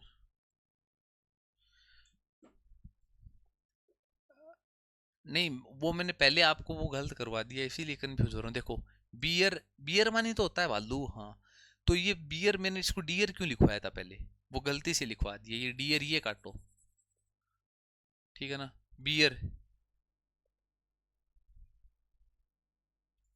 बियर करो इसको, क्या है यार, बियर कर रखा ना, ठीक है। ग्रेट बियर, हाँ। इस तारामंडल का प्रसिद्ध हिस्सा सप्तऋषि, अब देखो इस तारामंडल का प्रसिद्ध हिस्सा है वो है सप्तऋषि, 7 तारे जिसको बिग डिपर भी बोलते हैं। सर्वविख्यात सप्तऋषि, जो सर्वविख्यात है जो सप्तऋषि, इसमें सप्तऋषि सर्वविख्यात 7 तारे हैं जिसे गर्मियों में रात्रि के प्रथम प्रहर में देख सकते हैं। ध्यान रखना, आपको अगर कभी भी सप्तऋषि तारा देखना होगा तो सर्दियों में कभी दिखाई नहीं देगा, ये गर्मियों में दिखाई देगा ये आपको, ठीक है ना, और रात्रि के प्रथम प्रहर में दिखाई देगा। ध्यान रखना, आपको पूछा जा सकता है कि जो बड़ा वाला जो भालू है भाई साहब, वो गर्मियों में दिखेगा या सर्दियों में? आप कहोगे सर बड़े वाला भालू है वो हमें गर्मियों में दिखेगा, सर्दियों में नहीं दिखेगा। क्योंकि भाई साहब सर्दियां तो भालुओं के लिए कोई दिक्कत ही नहीं है, वो तो ठंड के क्षेत्र में रहते हैं। पर बड़ा वाला भालू है ना, वो हिम्मत करके गर्मी के अंदर आ सकता है। अनुकूल वातावरण के अंदर रहते हैं ना भालू, शीत ऋतु होती है, बड़े बड़े बाल होते हैं, वहां रहना पसंद करते हैं। भालू ना ठलिया के छोड़ दिया अपने टिब्बड़िया में रहे, चूरू टिब्बा में जीजिया के ना उर्जू कौन जीवे, तो बड्डो कोई भालू है नहीं, वो हिम्मत कर सका कि मैं आ सकूं। इसका मतलब याद रह जाएगा आपको कि गर्मियों की रात्रि में देखा जा सकता है इनको, ठीक है। कोशिश करूंगा याद करवाने की पूरी। सप्तऋषि को ग्रेट ब्रिटेन में खेत जोतने वाला हल कहा जाता है। फ्रांसीसी लोग इसे मोसपेन सोसपेन या हत्ते वाला डेगची या कलछी कहता है, ठीक है ना। वास्तव में ये 7 तारे ध्रुव तारे की परिक्रमा करते हुए प्रतीत होते हैं। वास्तव में ऐसा लग रहा होता है कि ये जो 7 तारे हैं ना, ये 7 तारे वो ध्रुव तारे की ओर परिक्रमा करने। मुझे बताओ, ध्रुव तारा यहाँ स्थित है, तो अगर ये और पृथ्वी परिक्रमा करेगी तो और तारे, ऐसा ही लगेगा कि ध्रुव तारों की ओर ये तारे हैं, ये 7 या और तारे जितने भी हैं सारे तारे, ऐसा लगेगा कि ध्रुव तारों के चक्कर लग रहे हैं, ठीक है ना। मुख्य अक्ष के ऊपर होगा तो ऐसा लग रहा है कि ध्रुव तारों के चारों ओर चक्कर लगा रहे हैं वो, ठीक है। प्रतीत होता है ये आपको, पर वास्तव में नहीं होता ये, ठीक है ना। उसके बाद में लिटिल बियर, अर्सा माइनर, ठीक है ना। इसे 7 तारों का छोटा चमकीला पैटर्न है।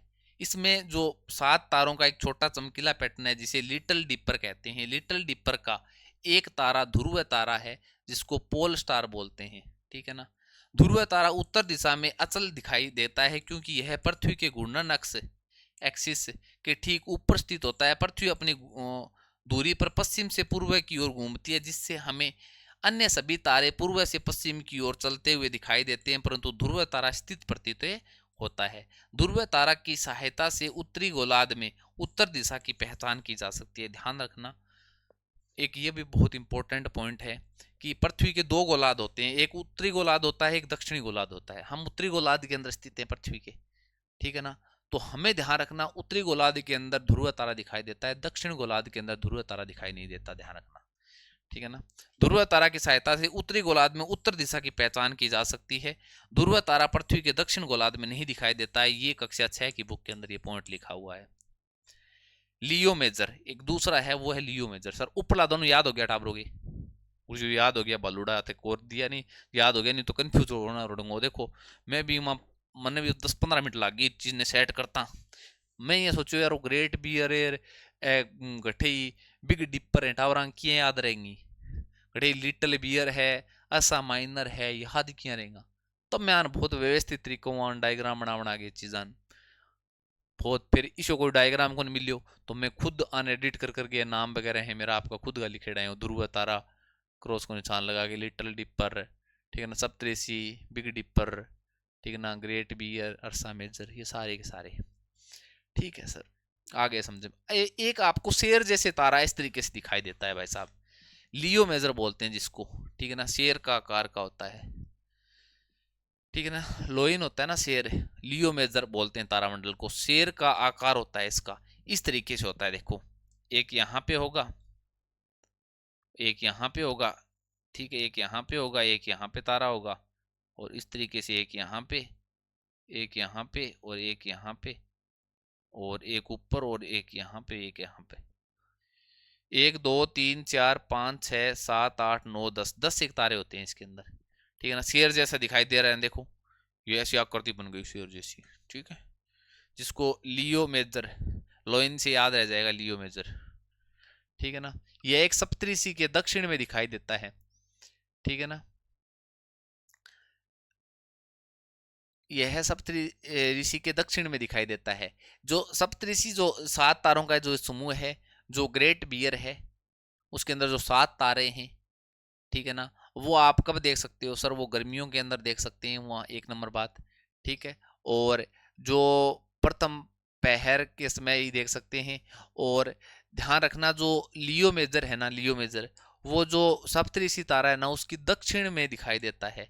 उसके किसके दिखाई देता है? दक्षिण में दिखाई देता है। इसके उत्तर में आपको ध्रुव तारा दिखाई देता है, इसके दक्षिण में याद रख लो, दक्षिण में कौन सा क्या दिखाई देता है? लियो मेजर दिखाई देता है यहाँ पे, ठीक है ना। और रेगुलस इसका सबसे चमकीला तारा है। जो रेगुलस तारा है वो सबसे इसका चमकीला तारा है, इतना इंपॉर्टेंट नहीं है इसके अंदर कुछ, ठीक है ना। इसके अंदर एक तारा है जो चमकीला तारा है, उसका नाम दे दिया इसने रेगुलस, ठीक है ना। Rigorous, regular regular regular regular, शेर हूं याद रख लो भाई साहब जी को, शेर है नहीं वो, रेगुलर पड़ है वो, शेर रेगुलर शिकार करेगा। तो रेगुलस तारो सारो चमकीलो तारो है, किंगो है, लियो मेजर को है, अब वो लियो मेजर को है, ठीक है। बस ये सप्तऋषि के दक्षिण में दिखाई देता है। थोड़ा बहुत पॉइंट याद रखो तो रख लेना, है सारे एनसीईआरटी के पॉइंट, मैंने अपने तरफ से नहीं लिखे हुए एक भी पॉइंट। ओरोएन, ठीक है ना। ओरोएन तारा होता है जिसको मर्ग तारा भी बोलते हैं, ध्यान रखना। 7 या 8 संख्या होती है इनकी, बहुत बढ़िया सिस्टम होता है भाई साहब, 3 चीजें होती हैं यहाँ पे, मजा आ जाएंगे आपको देखकर। आप जब आसमान में देखोगे ना तो 3 चीजें दिखेंगी, आपको ऐसा लग रहा होगा कि कोई शिकारी है जिसमें सिर पे ऐसा ले रखा है कोई, और साथ साथ एक वो धनुष ले रखा है, और एक कोई भी आपको आगे बैल दिखाई दे रहा है, वो बैल का शिकार कर रहा है। जैसे मैं शिकारी हूं, मैं कोई बैल का शिकार कर रहा हूं और मेरे पीछे एक कुत्ता दौड़ रहा है, ऐसा आपको दिखाई देता है दृश्य आसमान के अंदर। वो होते हैं तारामंडल होते हैं, 3 तारामंडल होते हैं, मजा आ जाएंगे। ये डायग्राम मैंने वो एनसीईआरटी बुक से, कक्षा 6 की बुक है वहां से उठाया है, मजा आ जाएंगे आपको, देखो। वाह गुरुजी, देखो वो देखो था शिकारी कौन लाग रही होगी, अठे वो बेल्ट है, इन बेल्ट बोलना आपा, इन बोलना आपा ओरोयन, ओरोयन, ओरोयन, ओरोयन का मतलब शिकारी। ये शिकारी तारा होता है, उसको ओरोयन बोलते हैं, ठीक है।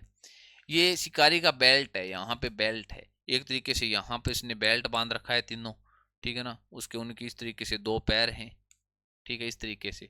उसके ऊपर इस तरीके से है, ये इसके इस तरीके से है।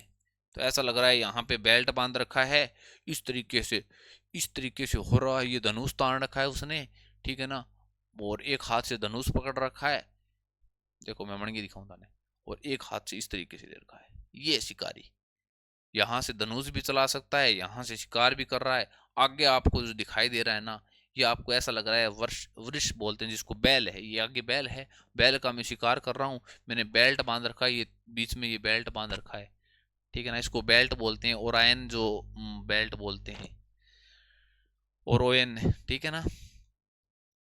ठीक है, इसके अंदर कितने तारे हैं? 1 2 3 4 5 5 6 7 8, 8 या 7 तारे होते हैं इसके अंदर। बीच वाले में 8 हैं इसके शिकारी के अंदर, 1 2 3 4 5 6 7 8, 8 हैं। इसके ऊपर भी इस तरीके से ये संरचना बनती है, वो भी तारे हैं। मुख्यतः इसके अंदर 7 या 8 तारे होते हैं, ठीक है ना। और इसके पीछे ना, इसके पीछे आपको एक और दूसरा तारामंडल दिखाई दे रहा है, ये ओरोएन, ओरोएन तारामंडल है। इसके पीछे जो आपको तारामंडल दिखाई दे रहा है ना,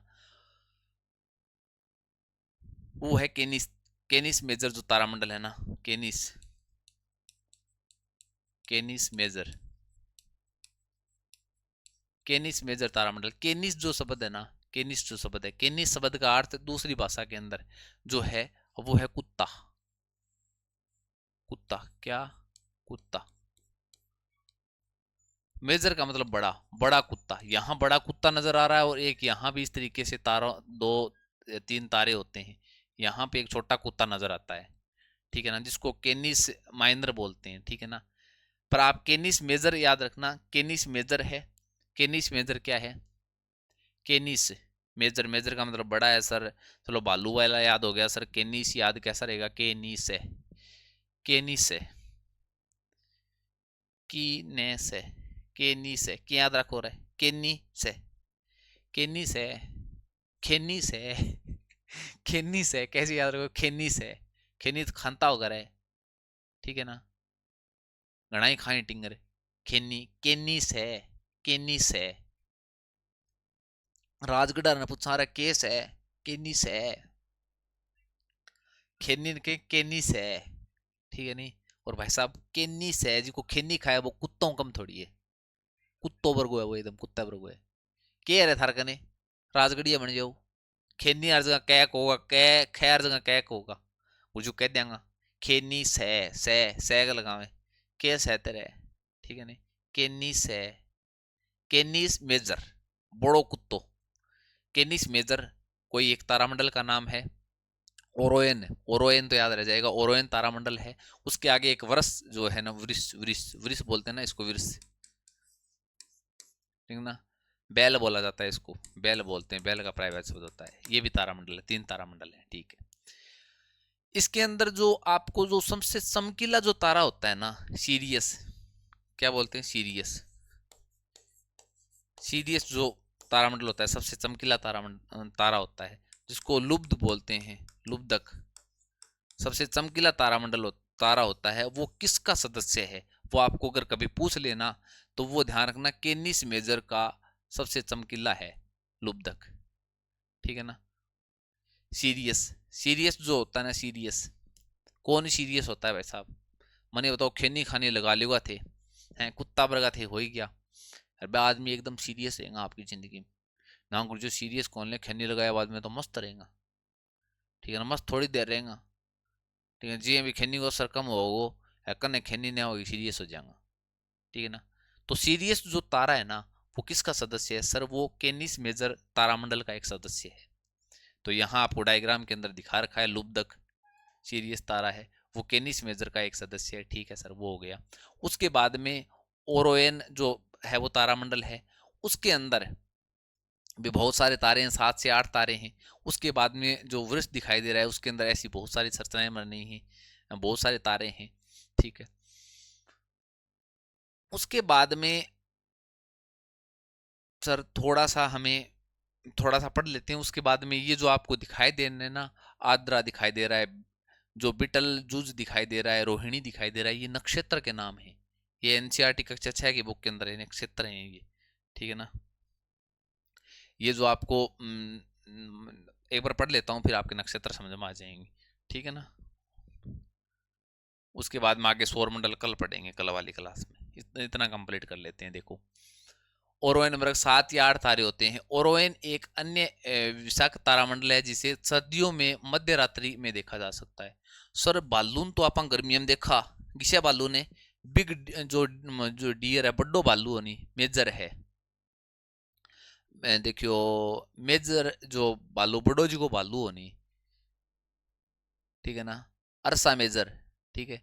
बी ने बिग जी को बियर है, बिन आपा के देखा, बिन आपा बिमा जी को सप्तऋषि हो, बिन तो आपा गर्मियों में देखा।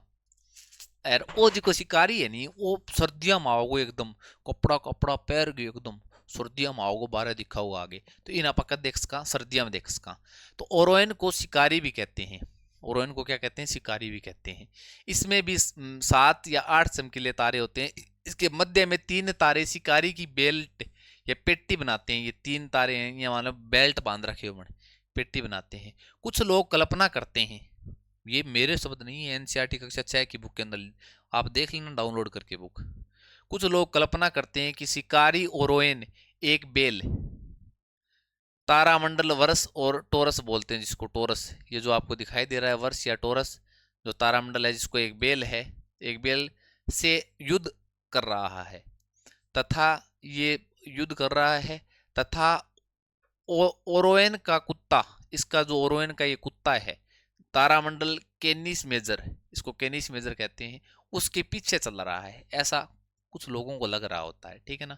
केनिस मेजर तारामंडल का तारा सीरियस लुब्ध सबसे अधिक चमकीला तारा है। सबसे अधिक चमकीला तारा अगर आपको पूछ लिया जाए तो आप ये कहो सीरियस तारा है वो सबसे अधिक चमकीला तारा है। सीरियस लुब्धक ओरोएन के निकट दिखाई देता है, ये तो आपको पता ही है। ये जो लुब्धक है ये किसके निकट दिखाई दे रहा है, ये ओरोएन के निकट दिखाई दे रहा है। ये डायग्राम बन गया तो याद रह गया, ध्यान रखना। अब आपको ये पीछे वाले में पूछ ले कि बताओ कि जो ध्रुव तारा है वो किसके नजदीक दिखाई देता है, आपको सप्तऋषि के नजदीक दिखाई देता है। तो डायग्रामों से कनेक्ट होते हैं, रटने से याद थोड़ी होती हैं चीजें यार, रटाते हैं सारे लगभग आपको, ठीक है ना। तो अगर वीडियो अगर अच्छा लगे तो सब्सक्राइब तो ठोक दो भाई साहब, इतनी मेहनत कर रहा हूँ आपके लिए। और दबा के 10-15 को एक विद्यार्थी शेयर कर सकता है, आपने बहुत अच्छा प्यार दिया है मुझे। अगर आपका अच्छा प्यार रहा, ये वीडियो आप जितना ज़्यादा शेयर करोगे उतने ही आप कहोगे, उस हिसाब से आगे जो टॉपिक हैं वो आपको यूट्यूब पर प्रोवाइड करवा दूंगा। पर इस एक वीडियो के साथ मुझे सब्सक्राइब चाहिए। सब्सक्राइब जब भी एक एक सब्सक्राइब करोगे आप और भी करवाओगे, ठीक है ना, तब हमें मोटिवेशन मिलता है। वैसा केसियोपिया एम या डब्लू का विकृत रूप है ये, ठीक है ना, एम या डब्लू आकार का है, ऐसा दिखाई देगा। देखो ये इस तरीके से दिखाई देगा, केसियोपिया है ये, ठीक है ना। यह उत्तर दिशा में सप्तऋषि की विपरीत दिशा में दिखाई देता है। ये सप्तऋषि की विपरीत दिशा में, ये उत्तर दिशा में दिखाई देता है। जैसे ध्रुव तारा दिखाई देता है ना उत्तर दिशा में, वैसे ये केसियोपिया दिखाई देता है। इतना इंपॉर्टेंट नहीं है। ये सर्दियों में रात्रि के प्रथम प्रहर में दिखाई देता है। ये सर्दियों में देखा जा सकता है, वो भी सर्दियों में देखा जा सकता है। सर्दियों वाले एक साथ हैं, वो पहले वाला गर्मियों में देखा जा सकता है, ठीक है ना। उसके बाद में आता है नक्षत्र। क्या होता है नक्षत्र? 5 नंबर पॉइंट नहीं, सीधा ही है नक्षत्र। ये आपकी कक्षा 6 की बुक के अंदर लगाया हुआ है। नक्षत्र होते क्या हैं? एक तरीके से जो तारे होते हैं ना, कि तेरों के नक्षत्र चालू है, ठीक है ना। एक तरीके से जो खगोल, जो भारतीय खगोल शास्त्र है ना, में नक्षत्र शब्द का उपयोग किसी तारे या तारामंडल के लिए किया गया है। कोई तारा या तारामंडल के लिए नक्षत्र शब्द का उपयोग किया गया है। जैसे जैसे बहुत सारे नक्षत्र हैं, जैसे आद्रा नक्षत्र। ये शब्द जो काम में लिया गया है, ये कौन से तारे के लिए लिया गया है? कि भाई साहब तेरा जो नक्षत्र है वो आद्रा नक्षत्र चल रहा है, ठीक है ना। वो जो ओरोएन तारामंडल में बिटल जूज नाम का एक तारा है। देखो, ओरोएन जो तारामंडल, ये ओरोएन जो तारामंडल है, इसका एक तारे का नाम है बिटन जूज। ये जो तारा है ना, बिटन जूज तारा है। बिटन जूज तारा है, याद रहे तो कर लेना, वरना छोड़ सकते हो। पर एनसीईआरटी का पॉइंट है, ठीक है ना। पर ऐसा नक्षत्र के संबंधित मेरे हिसाब से नहीं पूछेगा, फिर भी भाई साहब थोड़ा बहुत याद रखना। बिटर जूज आप ये याद रखो, बिटर जूज जो तारा है ना, इस तारा है, ये ओरोएन तारे का सदस्य है, बिटर जूज। और उस तारे का नाम है ना, उसको आद्रा नक्षत्र के नाम से जाना गया है, ठीक है ना। और कर्तिका जो नक्षत्र है ना, कर्तिका नक्षत्र, वो प्लायोडिज, प्लायोडिज एक तारा है, प्लायोडिज तारा है, उसके नाम से उसका कर्तिका जो नक्षत्र नाम रखा गया है, ध्यान रखना। वर्ष तारामंडल के प्लायोडिज नाम का एक तारा समूह है, ध्यान रखना। रोहिणी नक्षत्र है ना, वो अल्डेबरोन जो वर्ष तारामंडल का एक तारा है। वैसा भी नाम ही ऐसे ही याद नहीं होंगे, ठीक है ना। बल्डेबरोन ये कह रहा है कि जो आपको वर्ष दिखाई दे रहा है, जो टोरस दिखाई दे रहा है, नहीं ये आपको, ठीक है ना, इसके तारे हैं ये अलग अलग दे रखे हैं ये, ठीक है ना। ये भी तारा आपको ये जैसे तीर का निशान इधर करके दे रखा है ना, ये भी एक तरीके से इसी का एक पूरा का सदस्य है, ठीक है ना। तो आप इसको ऐसा कर लेना, ये आप इस तारे से याद कर लेना। इसके एक तो रोहिणी नक्षत्र है, एक कृत्तिका नक्षत्र है, ये दोनों इसके दो तारों के नाम से मिले हुए हैं, अल डेब्रोन। और एक होता है प्लायोडिज, ठीक है ना। ये कृत्तिका जो नक्षत्र नाम पड़ा है वो इस तारे के नाम पर पड़ा है। रोहिणी जो नाम पड़ा है वो अल्डेब्रोन नाम से पड़ा है। ये चीजें एनसीईआरटी बुक के अंदर है, तो मैंने यहाँ इंक्लूड कर दिया। आप कक्षा 6 की बुक है वो डाउनलोड करके देख सकते हो, अगर आपके पास नया संस्करण नहीं है तो। फिर आपको पता चल जाएगा भाई साहब इस बंदे ने एक एक पॉइंट एनसीईआरटी से लिया है। भारतीय पंचांग के अनुसार 27 नक्षत्र हैं, ध्यान रखना। कितने नक्षत्र हैं? 27 नक्षत्र हैं। भारतीय पंचांग के अनुसार पृथ्वी जिन खगोलीय पिंड के गुरुत्वाकर्षण के प्रभाव में है, पृथ्वी जिसके गुरुत्वाकर्षण के प्रभाव में है, उसे ग्रह माना गया है भाई साहब, ठीक है ना। भारतीय पंचांग के अंदर अनुसार ग्रह अलग ही माने गए हैं। वैसे सामान्यतः ग्रह हम आगे पढ़ेंगे, ग्रह हैं वो 8 ही ग्रह हैं अब, पर इसने भारतीय पंचांग के अनुसार ग्रहों की संख्या 9 मानी गई है। वो 9 ग्रह जो हम आगे पढ़ेंगे बुध बृहस्पति वो नहीं है, ध्यान रखना। सूर्य को भी उन्होंने ग्रह मान लिया। चंद्रमा हुआ, मंगल हुआ, बुध हुआ, बृहस्पति हुआ, शुक्र हुआ, शनि हुआ, ठीक है ना। दो छाया ग्रह हैं, तो राहु और केतु, ध्यान रखना, राहु और केतु। ये बहुत बार आपने नाम भी सुना होगा, राहु और केतु। ये भारतीय पंचांग के अनुसार हैं। पृथ्वी पर जिनका गुरुत्वाकर्षण का प्रभाव पड़ता है ना ज्यादा, उनको एक तरीके से ग्रह मान लिया। तो ये 9 ग्रह माने गए हैं भारतीय पंचांग के अनुसार, जिसमें 2 छाया ग्रह हैं। आपको पूछ ले निम्न में से छाया ग्रह कौन से हैं? एक तो राहु और केतु, ठीक है ना। छाया पड़ती है इन पर, की राहु की छाया पड़ रही है, इन पर केतु की छाया पड़ रही है, कई बार कम है नहीं बस। तो नोट के अंदर तारों, तारामंडलों व ग्रहों की मोबाइल फोन, ये मैंने कक्षा 6 की एनसीईआरटी बुक से लिया है। तारा हुआ, तारामंडल हुआ, ग्रहों की मोबाइल फोन से पहचान हेतु एक तो स्काई मैप है, स्काई मैप है, एनसीईआरटी का कोई पॉइंट नहीं छोड़ा है मैंने भाई साहब, स्काई मैप है। एक जो है वो स्टेलेरियम ऐप है, एक क्या है, स्टेलेरियम, स्टेलेरियम ऐप है। ये अत्यंत सुविधाजनक ऐप है, इनसे आप तारों की जो पहचान है वो कर सकती हो, ठीक है ना। एक पल्सर है, पल्सर आपने सुना होगा, पल्सर बाइक आती है, वो पल्सर बाइक है, वो तारे के नाम पर पड़ी हुई है। ये एक प्रकार का तारा है जो विद्युत चुम्बकीय तरंगें, इलेक्ट्रॉनिक जो मैग्नेटिक जो वे हैं वो छोड़ती हैं, विद्युत चुम्बकीय तरंगें छोड़ने वाला तारा कौन सा है, पल्सर है भाई साहब, ठीक है ना। अब आगे वाली क्लास के अंदर सौर मंडल के बारे में देखेंगे, कंप्लीट है। चलो ठीक है, ये क्लास फिर बहुत बड़ी हो जाएगी भाई साहब, एक क्लास के अंदर पूरा कंप्लीट करना अनपॉसिबल है।